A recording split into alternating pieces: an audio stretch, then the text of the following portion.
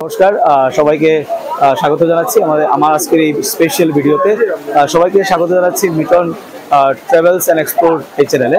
আমরা সবাই আজকে সমস্ত শিলচরবাসী সবাই আমরা বহু কাঙ্ক্ষিত এই আজকের এই দিনটির জন্য ছিলাম। আর আজ 18ই মার্চ এবং শিলচরের বহু কাঙ্ক্ষিত শিলচর রামকৃষ্ণ মিশন আজকে উদ্বোধন হয়ে গেছে এবং দ্বার যিনি আজকে উদ্ঘাটন করেছেন উনি হলেন আমাদের আসামের মুখ্যমন্ত্রী হিমন্ত বিশ্ব শর্মা মহাশয় এবং উপস্থিত ছিলেন মিশনের বর্তমান প্রেসিডেন্ট গৌতমানন্দজি মহারাজ।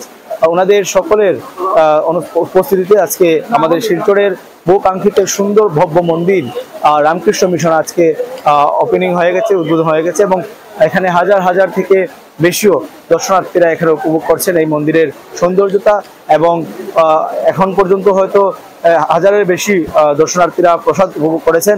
আমরা আজকের এই বিশেষ দিনে আমরা ঘুরে নেব সমস্ত মিশন চত্বর, আপনাদের সামনে তুলে ধরছি আজকের মিশনের পুরো চত্বরটিকে। ধন্যবাদ। এখন আমরা কথা বলে নেব শিলচর রামকৃষ্ণ মিশনের একজন ভলেন্টিয়ারের সাথে। আপনার নাম? আমার নাম অপ্সরা দাস। আচ্ছা অপ্সরা, তোমরা কতদিন থেকে এখানে ডিউটি করছো? আমরা পরশুদিন থেকে এখানে ডিউটি করছি। আচ্ছা, তো তোমাদের আজকে কি কি ডিউটি পড়েছে? আমাদের ডিউটি আজকে পড়েছে মানে প্রত্যেক দিনই একটাই ডিউটি পড়েছে, যেটা হলো আমার দায়িত্ব হলো মায়েদের লাইন ম্যানেজমেন্টটা করার। আচ্ছা বুঝেছি। তো তোমরা কতজন মহিলা ভলেন্টিয়ার আর কতজন পুরুষ ভলেন্টিয়ার আছো? মহিলা ভলেন্টিয়ার মোটামুটি 200-র উপরে আছে, যতটুকু বোঝা গেছে আর কি। কোনো মানে পুরো আমরা তো বলতে পারছি না আর কি পুরোটা, কেন কি আমাদের আন্ডারে অন্য লিডার্স আছে। তোমার কি এই 3 দিন থেকে কি একটাই ডিউটি পড়ে না সবার শিফটিং করে ডিউটি পড়ে? না, একটাই ডিউটি, একটাই লাইন ম্যানেজমেন্ট করেছে, কিন্তু আলাদা আলাদা শিফটে আলাদা আলাদা মানুষ করেছে।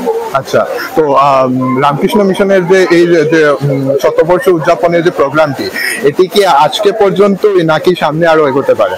তো অনেক 2-3 দিন থেকে তো চলছে প্রোগ্রামটা। তো আজকে তো ওপেনিং সেরিমনিটা পুরো কমপ্লিট হলো, তো কালকে দীক্ষা হবে, পরশু দীক্ষা হবে, তো 3টার পরে মনে হয় অন্য অন্য প্রোগ্রামগুলো স্টার্ট হবে আর। আচ্ছা ঠিক আছে অপ্সরা, থ্যাংক ইউ। ওয়েলকাম। এখন আমরা এখানে পেয়ে গেছি আমাদের একজন সেলিব্রিটি দর্শনার্থী, আসুন দেখে নিন। তো নাম জানার আর কোনো দরকারই নেই, উনি অত্যন্ত ফেমাস একজন হে প্রভুর, যিনি ডায়লগটি পুরো বিশ্ব জুড়ে ফেমাস করেছেন, বিশাল দেবনাথ। তো দাদা তোমাকে জিজ্ঞেস করিনি, তুমি কি এখানে আজকে প্রথম এসেছো না এই উৎসবের আগেও এসেছো? আগে থেকেই আসা হয়। আচ্ছা, মিশনের সাথে অনেক পুরনো সম্পর্ক, যেহেতু আমি অদরজাত স্কুলের ছাত্র।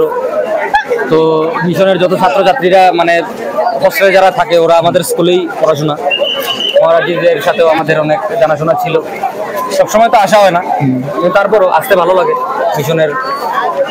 তুমি কি খুবই সুন্দর। তুমি কি রামকৃষ্ণ মিশনেরই দীক্ষিত? না। আচ্ছা, আমি মানে এখনো দীক্ষা নেইনি।